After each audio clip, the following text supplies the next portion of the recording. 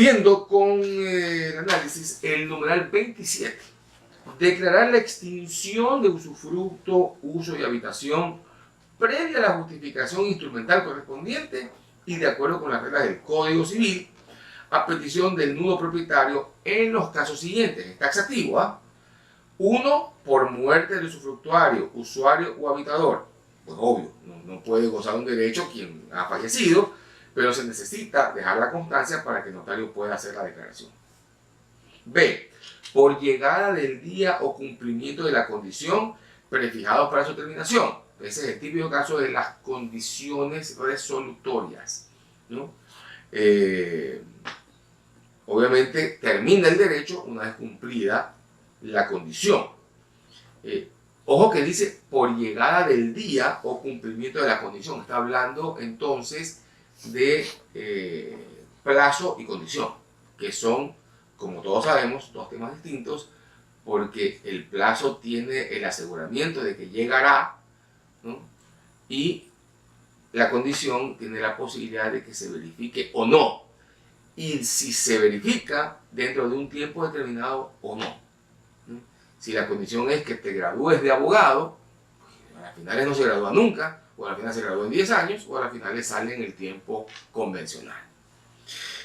C. Por renuncia del usufructuario, usuario o habitador. Por supuesto, es un derecho que se puede renunciar siempre y cuando no hayan vicios de consentimiento. No se puede probar que hubo error, que hubo fuerza, que hubo dolo, ¿no?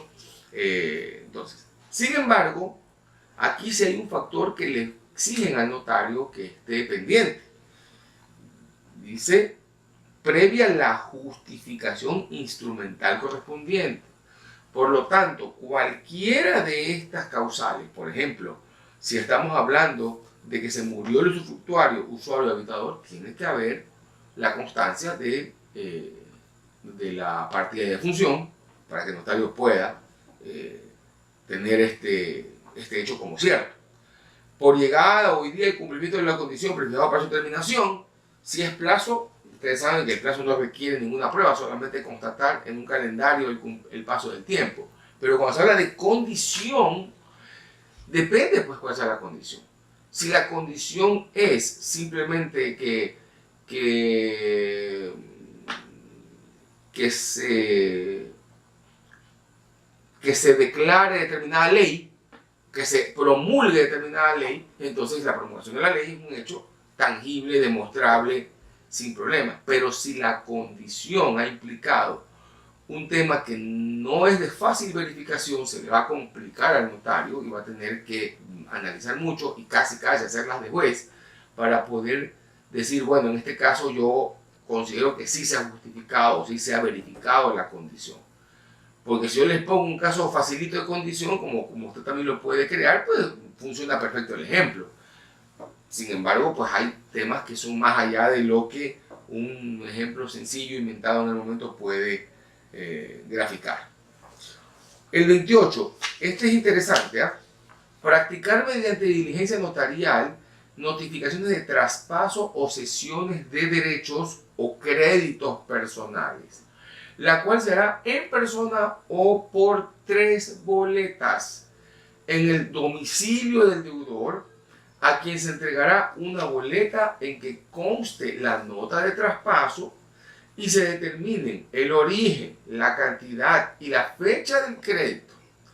Si el título fuera una escritura pública, se indicará además el protocolo en que se haya otorgado y se notará el traspaso al margen de la matriz para que éste sea válido. Primero, esta era una atribución que tenían los jueces en la ley procesal anterior y que la eliminaron de la ley procesal para pasársela directamente a los notarios. Segundo, en otros casos se habla de notificación, pero no se dice cómo funciona. Incluso en los numerales anteriores hicimos un comentario sobre el tema. Pero acá está diciendo claramente 3 boletas. Es decir, la exigencia similar a la que tiene un citador judicial. O sea, el notario tiene que ir 3 veces a dejar esto. Si ya lo asimila a la citación al hablar de 3 boletas, porque encima utiliza la palabra boleta, que es una palabra muy judicial, la pregunta es, dice 3 boletas en el domicilio del deudor, tiene que el notario que está haciendo la de juez y la de citador, tiene el notario atribuciones para verificar que ese es el domicilio o simplemente le cree al cliente. Yo le digo al notario, a ver, la casa del señor es en la ciudad tal, vamos para allá. Entonces usted me va a decir, bueno, se va a dar cuenta el notario, pero como toque el timbre le van a decir aquí vive, aquí no vive, perfecto. Entonces nos lleva a otra pregunta. Si es así, ¿qué sucede si no hay nadie? El notario puede fijar la citación, la notificación en la pared, en la puerta, pasarla por abajo de la puerta, dejarla allí o no la hace. Eso va a depender del notario y va a depender del alcance que le vaya dando esta norma. Que algunos pueden decir, si ya me está tratando como citador, porque yo tengo que ir a llevar 3 boletas, entonces ya soy citador en todo el aspecto de la palabra y voy a hacer también mi verificación, etc. Otros me van a decir, no, donde me llevan es y ahí yo dejo el asunto y se acabó. Otro me va a decir, si no sale nadie, si nadie me atiende, yo no voy a dejar nada. Porque yo no sé si aquí es, no es. A mí tiene que salir alguien a decirme que aquí vive Juan Pérez. Cada notario va poniendo la vara en la medida que pueda considerarse, ¿no? No hay una normativa que le diga a usted haga esto o hágalo de acá, así que queda un poco en el criterio jurídico de cada notario. Lo que está claro, lo que es ineludible o lo que es indiscutible es que estamos hablando de 3 boletas. Ahora, pregunta o tema que puede sonar como muy de cajón, pero dice en persona o por 3 boletas. Eso quiere decir que si lo encontró en persona, basta una sola vez.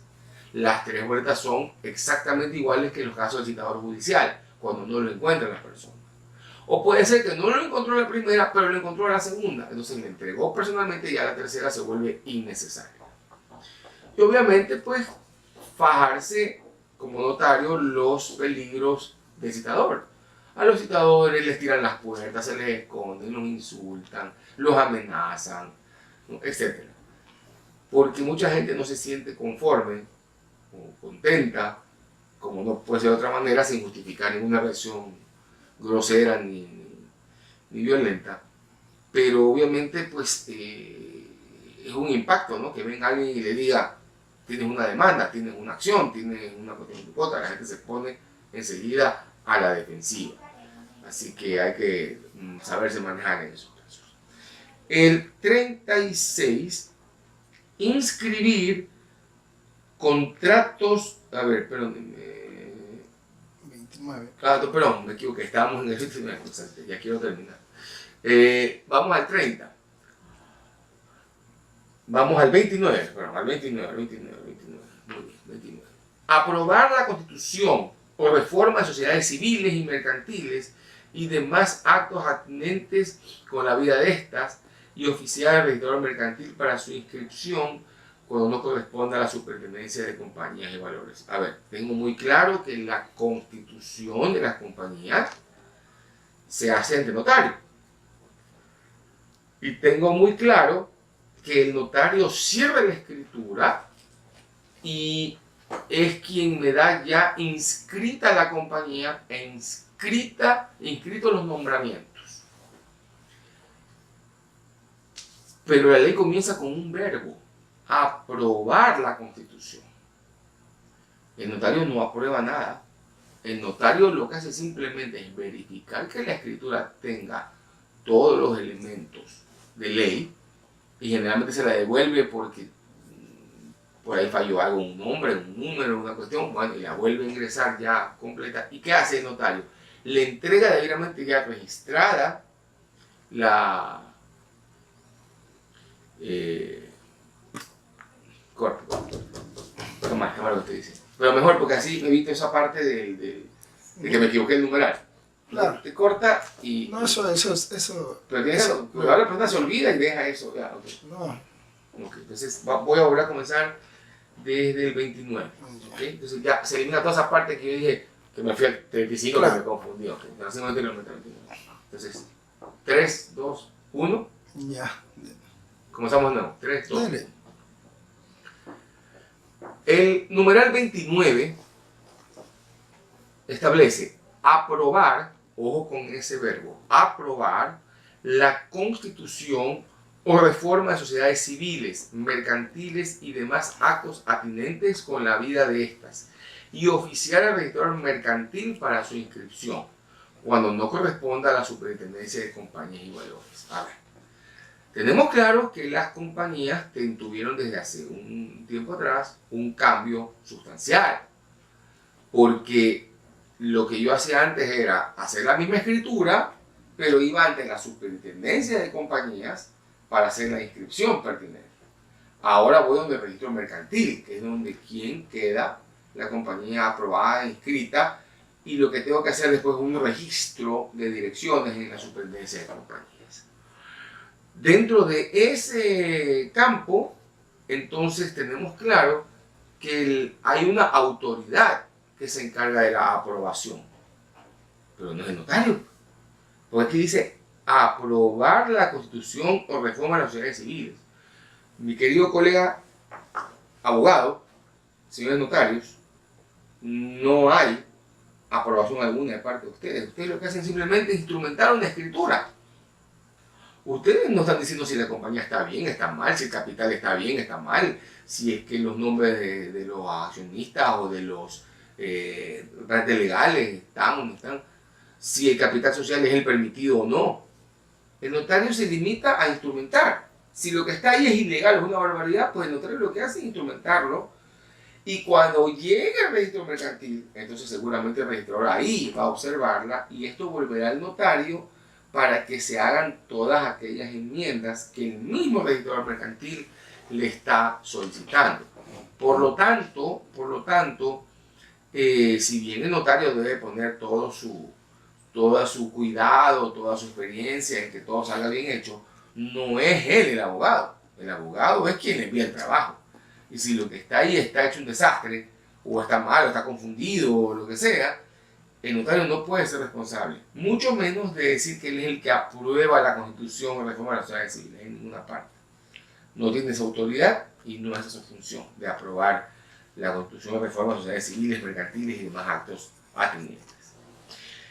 El 30 es autorizar la inscripción de matrículas de comercio